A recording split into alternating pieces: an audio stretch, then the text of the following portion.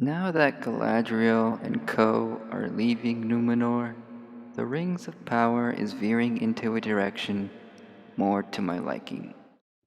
The opening scene had me excited for a moment that the island was to sink right away. Alas, it was just a prophetic dream. Go ahead, call me rude, but the cardboard people of Númenor have yet to feel real enough for me to care. This crowd here moves from one commanding voice to another, like nationalist automatons. Yet, where is their elf hatred during the episode's climactic twist, in which Muriel backs Galadriel and encourages all to join the war in Middle-earth? Nearly everyone raises their hands, without even a whimper of protest, again following the words of whatever motivational character is in the spotlight. Contrivances like this are entangled throughout the Númenor plot, so of course I'm eager to move on. Galadriel's arc is a lot more engaging when she's actually on an adventure, as opposed to being stuck seething through episode-long political squabbles. Am I missing something? Is it a feature that elves have low emotional intelligence? If so, the writers need to work on giving Galadriel more depth so as to make her mistakes and cluelessness less grating.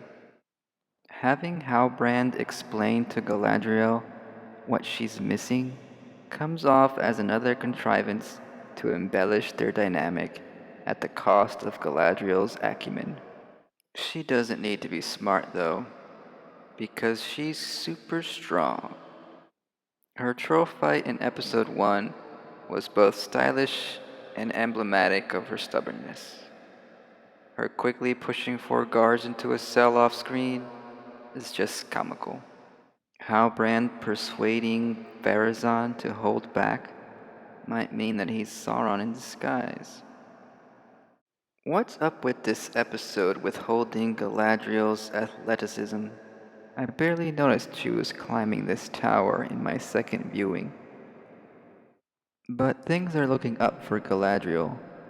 She actually shows some emotion at the sight of the bedridden king. Is Galadriel meant to represent Tolkien's spirituality? This scene may lay it out.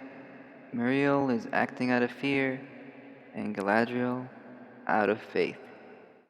Though Muriel is fast to choose faith once she sees the falling petals of the sacred white tree. It all happens too quick, and you might want to read up on some lore to make sense of it all. But at least we're moving on. Good riddance, Númenor. For now.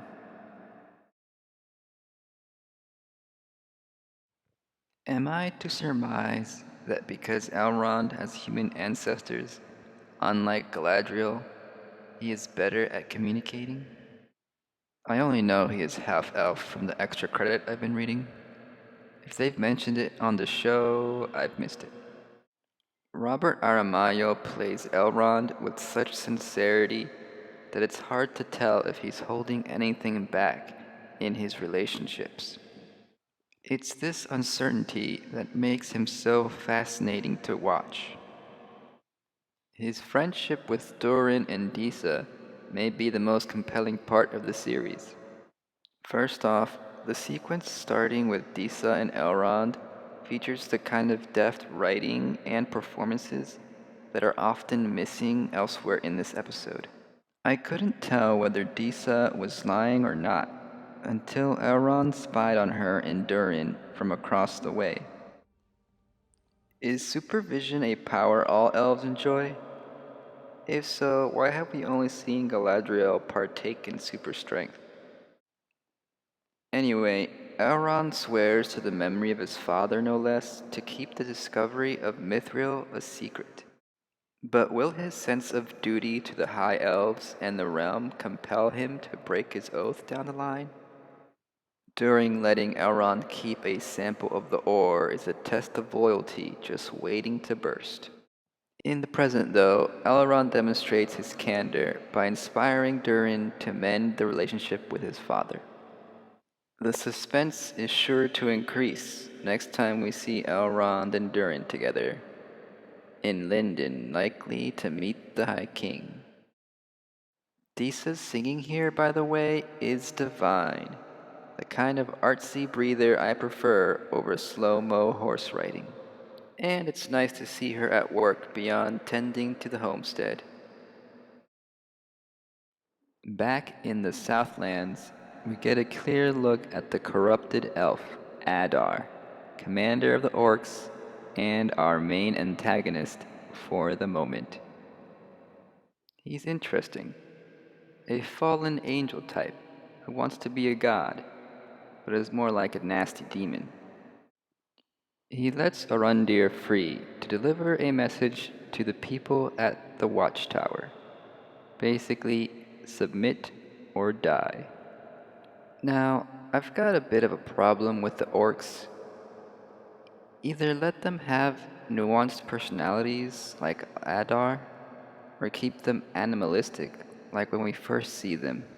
This middle ground approach of allowing them to do a hammy henchman performance is not working for me.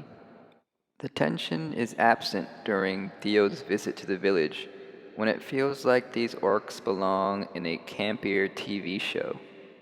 This orc here might as well do a funny dance and exclaim, "Oh, darn it, I'll get you next time, you filthy elf." Also, the writers didn't care much for Bronwyn this episode. We all remember how amazing she was in episode 2, right? This sequence would have played out much better with her infiltrating the village to rescue her son, and then have Arondir show up for backup. Just imagine the romance and dread in the air as the three sneak out together. Instead, we get more slow-mo from the cool archer dude, and the mom character only shows up at the end to hold her son. I did like this episode better than last week's, mostly because of Elrond, Durin, and Disa's presence. But hey, most of the plot threads are converging, with Adar set to invade the Watchtower and Galadriel on her way. That barkeep who shoots up for Sauron is sure to stir things up too. It's all coming together. Maybe. I beg of you, Miriel. Choose not the path of fear, but that of faith.